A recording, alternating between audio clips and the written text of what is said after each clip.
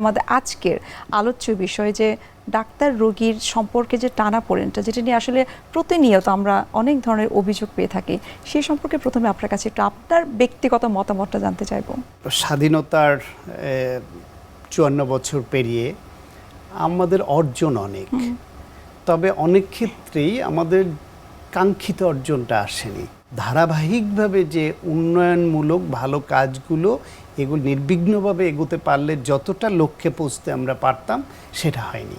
ঠিক স্বাস্থ্য খাতে সেই একই অবস্থা। আমাদের মাতৃমৃত্যু হার কমেছে, শিশু মৃত্যু হার কমেছে, আমাদের ভ্যাকসিনেশন প্রোগ্রামে সাংঘাতিক সাকসেস হয়েছি আমরা, ডায়রিয়া কন্ট্রোলে সাকসেস হয়েছি আমরা, এরকম বহু ক্ষেত্রে আমাদের উন্নয়ন দৃশ্যমান আছে। কিন্তু আমাদের সামগ্রিকভাবে যে স্বাস্থ্য ব্যবস্থার যেই উন্নয়নটা কাঙ্ক্ষিত, একটা আধুনিক রাষ্ট্র ব্যবস্থায় যেরকম স্বাস্থ্য ব্যবস্থা আমরা চাই, সেই তুলনায় কিন্তু আমরা অনেক পিছিয়ে আছি।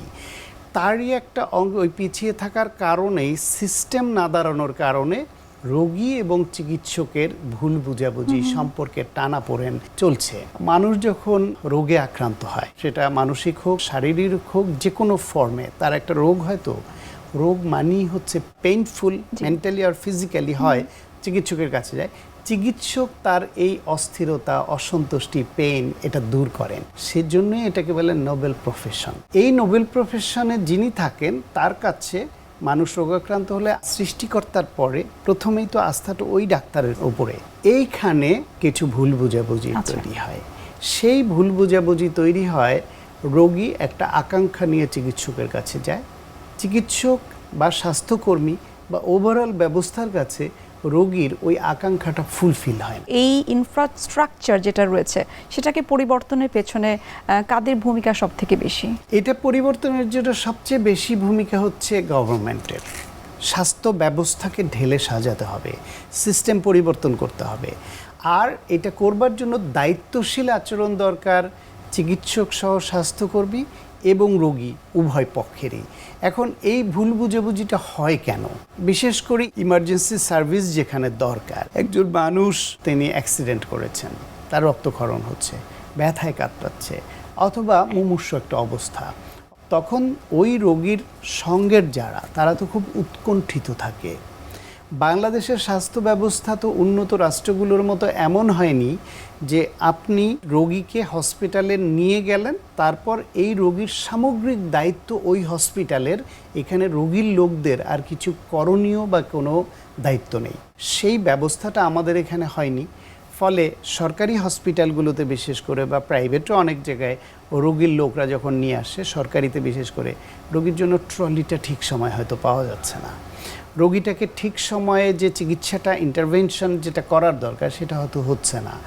রোগীর লোকরা তখন রেগে যাচ্ছেন, কারণ তারা তো উৎকণ্ঠিত, তারা দেখছেন তার রোগী কষ্ট পাচ্ছে, তার রক্তক্ষরণ হচ্ছে, মৃত্যু যন্ত্রণায় কাতরাচ্ছে।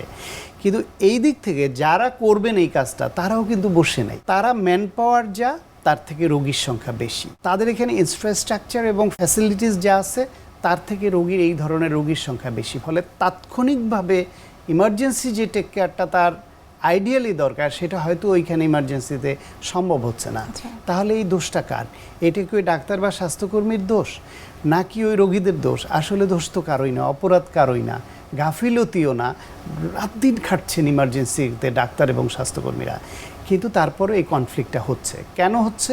কারণ আমাদের চিকিৎসা ব্যবস্থায় ওইখানে যে ইমার্জেন্সি কেয়ারের যেই মডেলটা অনুসরণ করা দরকার, যেই ফ্যাসিলিটিসগুলো থাকা দরকার, সেটা ওখানে নাই। ফলে এই দূরত্বটা বাড়ছে এবং এগুলো এক্সাম্পল হিসেবে দাঁড়াচ্ছে।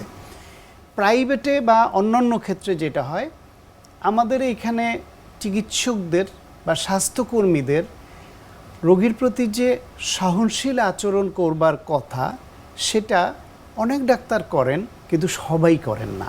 সবাই না করার ফলে ওই কেউ কেউ কখনো কখনো না করলে সেটা এক্সাম্পল হয়ে যায়। কারণ চিকিৎসকের কখনো টেম্পার হারাতে নেই, স্বাস্থ্যকর্মীর কতক্ষণও টেম্পার হারাতে নাই, অসীম ধৈর্য লাগে। একটা হলো নিয়মের মধ্যে থাকা, আর একটা হলো ধৈর্য নিয়ে রোগীকে শোনা, কি তার মানসিক যন্ত্রণা, শারীরিক যন্ত্রণাটা কোথায়, সেটা ফাইন্ড আউট করা, এবং তাকে আচরণ দিয়ে, কাউন্সেলিং দিয়ে এবং চিকিৎসা দিয়ে তাকে সন্তুষ্ট করবার চেষ্টা করা। বলে না যে ডাক্তারের ব্যবহারে অর্ধেক রোগ ভালো হয়ে যায়, এমনভাবে শোনা যে আমার পরিবারের একজন সদস্য অসুস্থ হলে যেরকম হওয়া উচিত, অথবা আমি নিজে অসুস্থ হলে আরেকজন চিকিৎসকের কাছে গেলে আমি যেই আচরণ, যেই কাউন্সেলিং, যেই সময়টা প্রত্যাশা করছি ওইটুকু আমি দিচ্ছি কিনা, এই বোধটা চিকিৎসক এবং স্বাস্থ্যকর্মীদের নিজেদের অনুধাবন করা এবং সেই অনুসারে রোগীকে ডিল করা, এইটা একটা। আর একটা হচ্ছে আমাদের দেশে যেহেতু শিক্ষিত জনগোষ্ঠীর সংখ্যা অত বেশি না, সাধারণ অশিক্ষিত দরিদ্র জনগোষ্ঠী, তারা সবাই যে সব কিছু বুঝবে এমনও তো না। তিনি প্রত্যাশা নিয়ে আসেন এমনভাবে যেটা চিকিৎসক হয়তো মানে ওই প্রত্যাশাটা ফুলফিল করা সম্ভব না, তারা একটু ভিন্ন প্রত্যাশা করেন। সেটাও তাদেরকে বুঝে, ক্লাস বুঝে, তার মেন্টালিটি বুঝে তাকে যে ডিল করা, এইটার প্রশিক্ষণটা আমাদের দেশের চিকিৎসক এবং স্বাস্থ্যকর্মীদের কম, এইটা একটা। আর একটা হচ্ছে রোগীর লোকরা যারা আসেন, বিশেষ করে গ্রামে গঞ্জে দেখবেন রাজনৈতিক প্রভাব খাটাতে চায় তারা।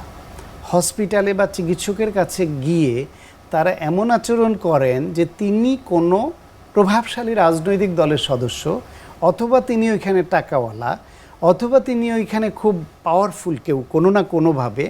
সুতরাং তার এখানে সিরিয়াল মানতে হবে কেন? তিনি আসবেন, ঢুকে পড়বেন এবং তাকে তাৎক্ষণিকভাবে এইটা করে দিতে হবে। ফলে আমাদের এখানে সমস্যাটা কিন্তু এককভাবে চিকিৎসকের না, এককভাবে স্বাস্থ্যকর্মীর না, এককভাবে রোগীদেরও না, সমস্যাটা হচ্ছে সিস্টেমের।